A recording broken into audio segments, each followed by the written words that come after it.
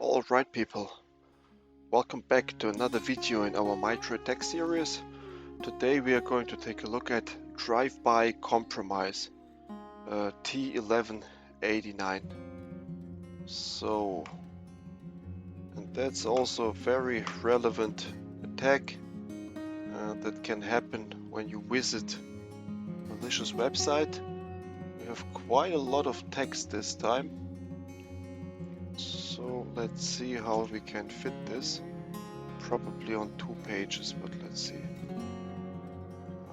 So we have today, let's have this a little bit smaller than usual. We will switch into the reading mode in a moment. And typical compromises here. Copy that as well. Yes, we have that here now. And we will read it then. Once I have that copied like this, perfect. Then as usual, let's have the overview of that here as well, so this fits perfectly here. Alright then, let's switch into the reading mode and let's take a look at this drive-by compromise and how it works. So, adversaries may gain access to a system through a user visiting a website.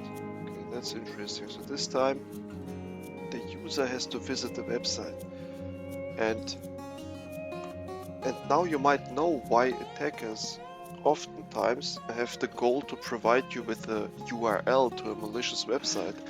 Well, because then the drive-by compromise happens.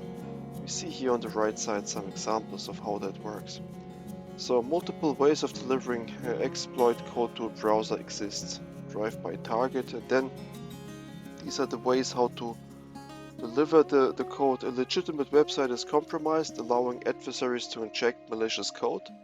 Yes, so a website that you typically know all of a sudden provides malicious stuff to your browser. That happens. Another thing is a script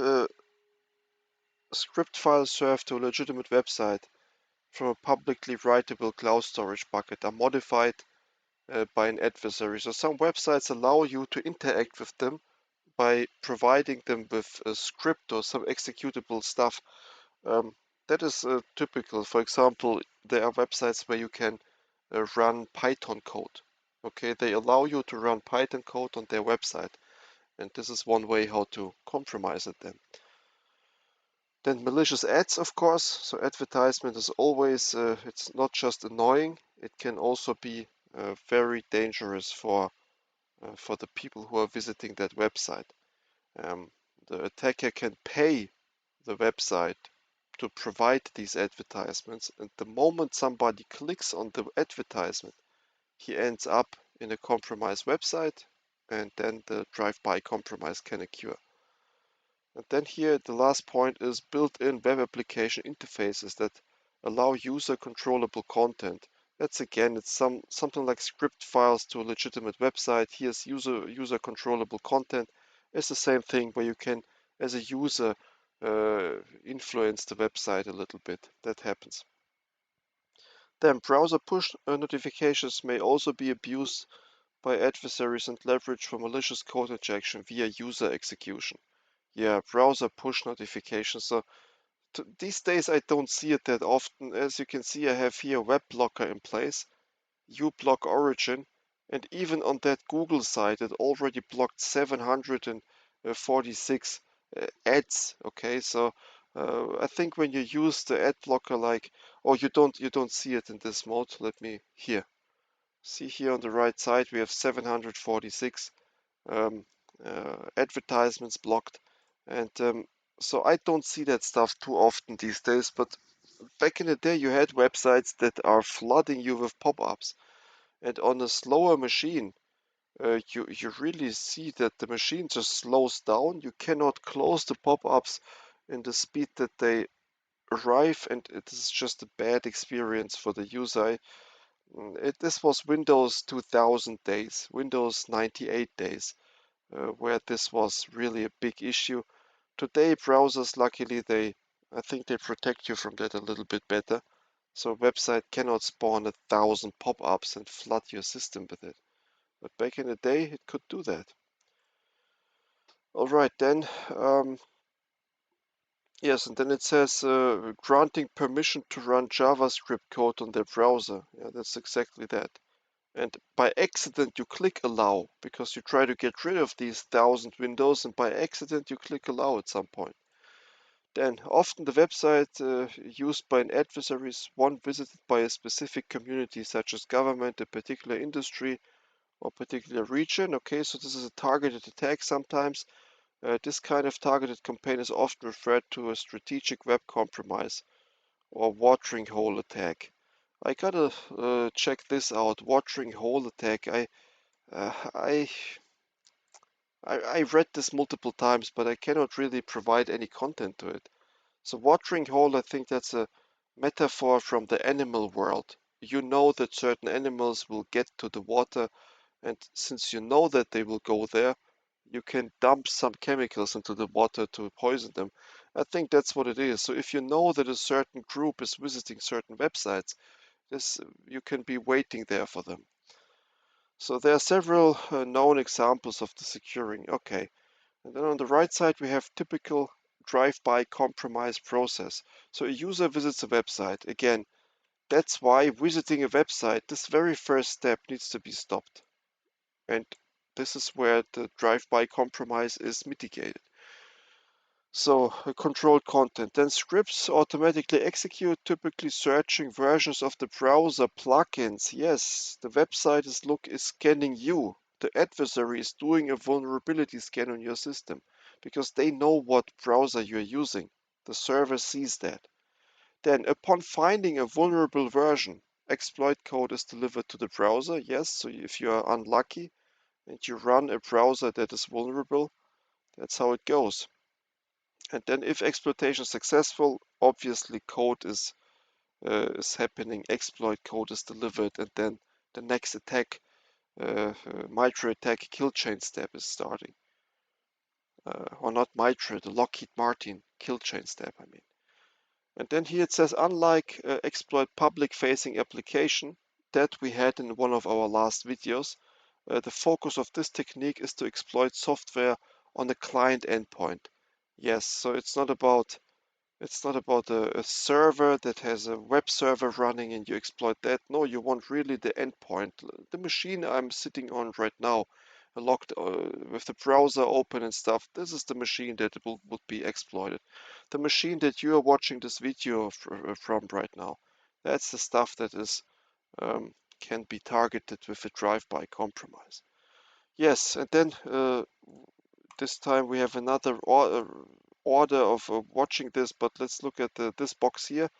So it is initial access, obviously.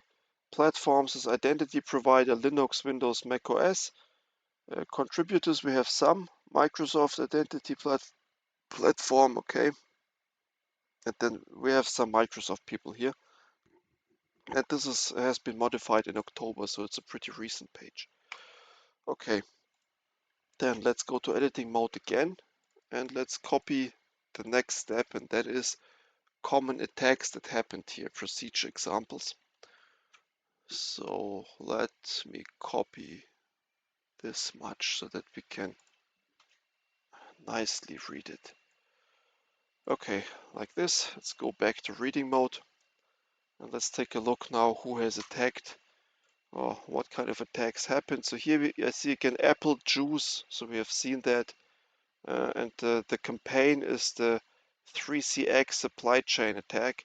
So during the 3CX supply chain attack, Apple Juice compromised the tradingtechnologies.com website, hosting a hidden iframe to exploit visitors. 2 months before the site was known to deliver a compromised version of the Xtrader software package. Yeah, see, so it's just a website delivering stuff to you.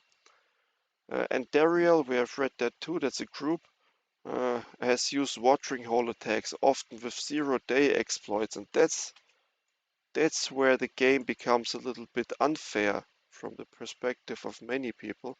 So I talked about zero-day exploits with security professionals, and the common understanding is, well, what can you do? Zero-day means it's not public, just the hacker group knows how it works, And as a defender, you can't do anything. Well, you can. We will take a look at the detection in a moment. There are ways to detect that stuff. Even zero-day exploits can be detected. Not with trivial technology like vulnerability scanning. No, that stuff doesn't detect it. But if you have a proper SOC in place, a proper logging and monitoring, you can detect these things. Okay, then we have some APTs doing stuff, Axiom again, so it's the same players time and time again. So it looks like the Axiom group has read MITRE ATT&CK very carefully because they do the full range of techniques, as it looks like. Obviously, these people are reading MITRE ATT&CK, and that's why we should do that too. It is an unfair fight if they use excellent resources like that, openly available, and we don't know that MITRE ATT&CK exists. A lot of people these days know that MITRE exists, but they don't know just how great it really is. So a lot of people don't sit down and read that stuff like we do right now. You know, the most they do is, let me jump back one page, they take this box, they map it in Excel or in other spreadsheets. They map this number to some random stuff, and this is the job done from there on. But this is not how you should use this. This is valuable resources. Use it a little more than in random mapping exercises, you know. Okay, but Axiom has used watering hole attacks to gain access. Okay, Bad Rabbit we have seen. The rest I haven't seen. But that's fine. So as you can see, there are famous hackers attacking that stuff. So now let's take a look at mitigations. Let's take a look at that a little bit. And there are certain mitigations in place. Some of them are familiar to us, and there is one that I immediately catched my eye. So let's go to reading mode. There we go. So one that catched my eye is right at the bottom, user training. Don't visit shady websites. That's it. Because the users need to be aware that these drive-by compromise, this is initiated by the user. You have to visit the website. If you never visit the website, there's no drive-by. Well, what else do we have to mitigate it? Application isolation and sandboxing. Yes, as usual, that's a common thing. So if you isolate your endpoint, client-side exploitation only happens then on that endpoint in that isolated network. Then exploit protection, yes. So Windows Defender here it says exploit guard. Then you have some EDR solutions that detect exploits the moment they are being put on your website. Then restrict web-based content. Yes, so these websites might be known, and then you can block them. And update software, obviously. So I'm using here Mozilla Firefox. I used that browser for years. Recently, I've seen that it's not that popular anymore. So Chrome, but there are many browsers. The thing is, use a popular one with a good team behind it that do up the software updates. That's the thing. Don't use one of these browsers that nobody knows. You know, I don't want to name some because then they be like, oh, this is a well-known browser. But there are browsers nobody knows, and those are the ones that will be very vulnerable to these drive-by attacks because they won't warn you that anything happened. And there are not so many users around, so it will be recognized fairly early that something happened with that browser. If something happens in Firefox, there will be a person in the world noticing before me and will alert, and then the rest of the group knows what's up. Okay, so let's take a look at detection strategies. So, drive-by compromise, behavior-based multi-platform detection. So again, they have anomalous browser network behavior. That's the first step. And they will have it anomalous browser network behavior. Yes. Okay, then followed by atypical child process.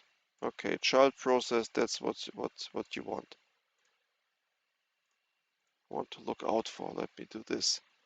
ephemeral execution context, memory modification or process injection. And then in the end, you always have file writes, or I think file writes is a typical thing, but they write also registry changes shortly after these requests. And that's what you have again and again and again. Here, browser fetch uncommon domain or mutated JavaScript resources, okay?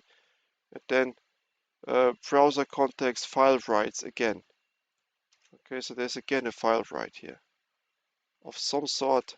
And then at the beginning there is an uncommon website traffic and mutated resources, some stuff like that. Here, Safari, Chrome, again uncommon obfuscated JavaScript, and in the end you have again some writing, file writes.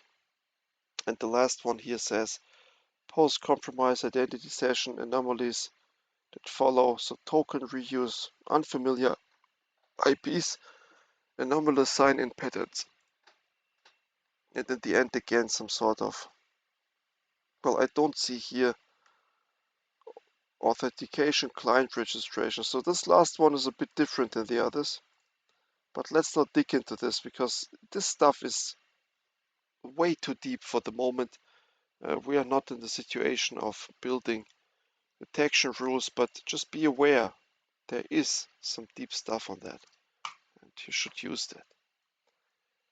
All right, and then let's take a look at the references. So we have here 78 references and we will take a look at, yeah, let's say the first here, roughly half of that, just to get a good overview of the references that we have and to know what threat actors or what research actors are working on this. So what do we have here? Some names that I'm not familiar with. NLab, never heard of that. SecureWorks, this one is well known. Symantec Security Response, yes, Symantec is an antivirus provider. CISA again. Kaspersky Global Research, okay. Clear Sky once again.